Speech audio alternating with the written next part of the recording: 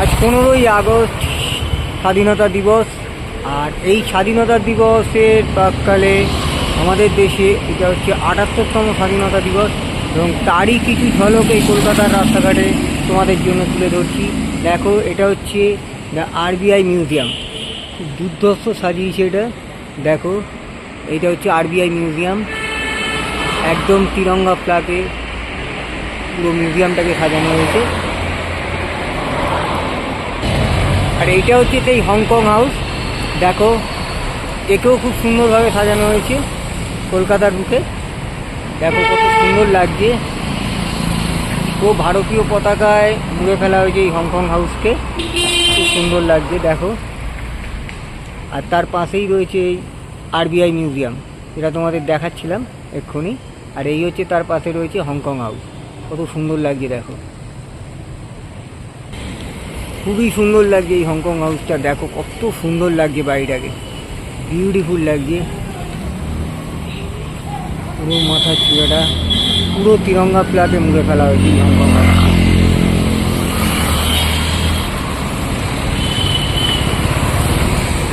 দেখো কত সুন্দর লাগছে।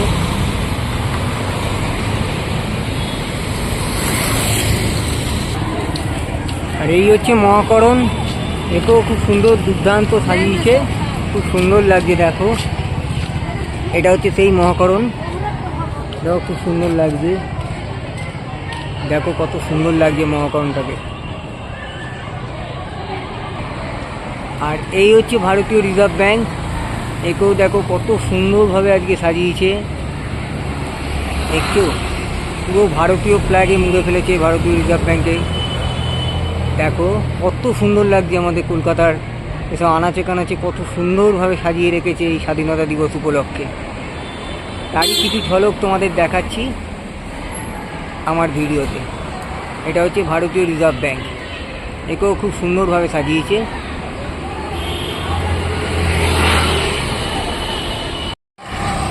আর এটা হচ্ছে কিন্তু সেই রাজভবন। একেও কিন্তু খুব সুন্দর করে সাজিয়েছে। দেখাচ্ছি তোমাদের ভেতরটা। এই দেখো, এও কিন্তু খুব সুন্দরভাবে সাজানো হয়েছে রাজভবনকে। এই দেখালাম, এটা হচ্ছে সেই রাজভবন। আর এইটা দেখো হাইকোর্ট চত্বর। দেখো কত সুন্দর লাগছে হাইকোর্ট চত্বরটা, পুরোপুরি ভারতীয় ফ্ল্যাগে সাজানো হয়েছে। দেখো, আমাদের দেখাচ্ছি কত সুন্দর লাগছে। এই দেখো, দেখো কত সুন্দর লাগছে। এই দেখো হাইকোর্ট চত্বরটা। ব্রিটিশ সরকার দেখো মাথার উপরে বন্দে মাতরম বলার দোষে যে বালকটিকে বেদ মারার হুকুম দিলেন, তারই পক্ষে দাঁড়িয়ে ক্ষুদিরাম বসু ও প্রফুল্ল চাচি 78তম স্বাধীনতা দিবস, এই কারণে সেজে উঠেছে কলকাতায় হাইকোর্ট চত্বর। নিহত হলেন না, তবু ফাঁসির সাজা দেয়া হলো নাবালক ক্ষুদিরামকে। দুর্দান্ত লাগে হাইকোর্ট চত্বরটা।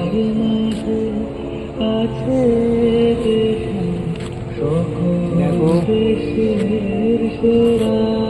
এই দেখো 10ই সেপ্টেম্বর 1915 বিউটিফুল লাগছে কিন্তু এই হাইকোর্ট চত্বরটা। একটা আলাদাই কলকাতা সৃষ্টি হয়েছে এখানে। কত সুন্দর লাগছে হাইকোর্ট চত্বর। দেখো,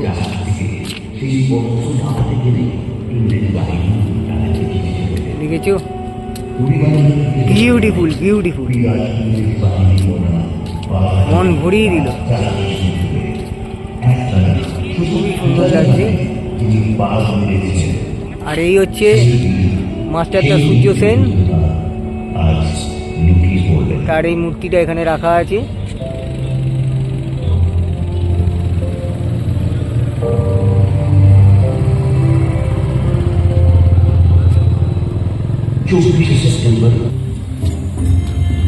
এখানে হচ্ছে সেই প্রজেক্টরে দেখানো হচ্ছে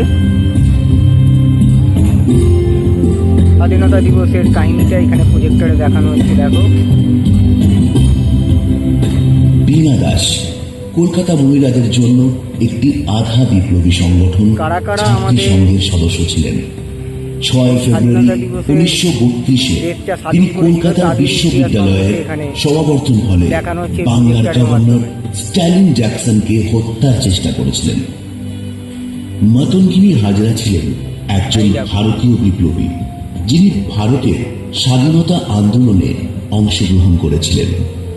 তমলুক থানা দখল করার জন্য যখন তিনি থানার সামনে ব্রিটিশ ভারতীয় গুলিতে তোমাদের এই হাইকোর্ট চত্বরটা দেখালাম, কত সুন্দর লাগছে দেখো। তোমাদের বললাম স্বাধীনতা দিবস উপলক্ষে খুব সুন্দর করে সাজিয়েছে এই হাইকোর্ট চত্বরটা। পতাকা তুললেন নেতাজি। তারই ঝলক তোমাদের কাছে তুলে ধরলাম।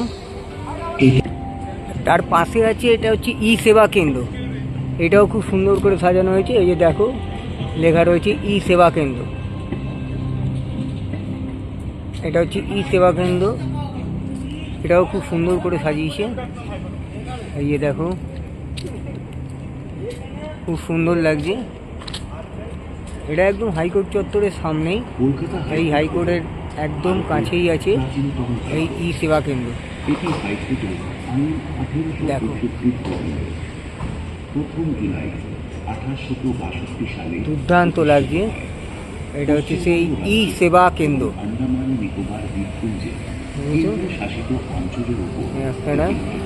আর এইটা হচ্ছে সেই ক্ষুদিরাম অনুশীলন কেন্দ্র। এই যে এখানে এই হচ্ছে ক্ষুদিরাম অনুশীলন কেন্দ্র। 1947 সালে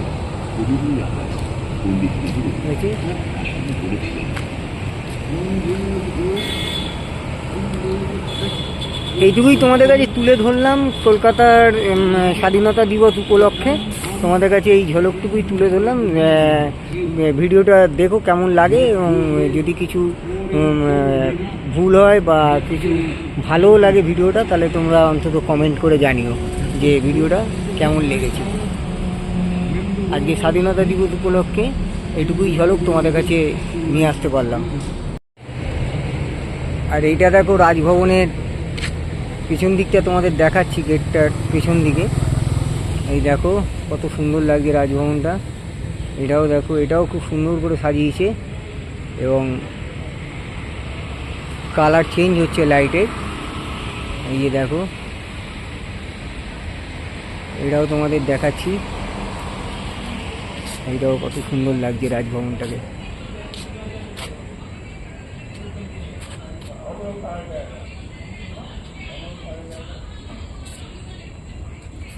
দেখেছো কি বিউটিফুল লাগছে রাজভবনকেও।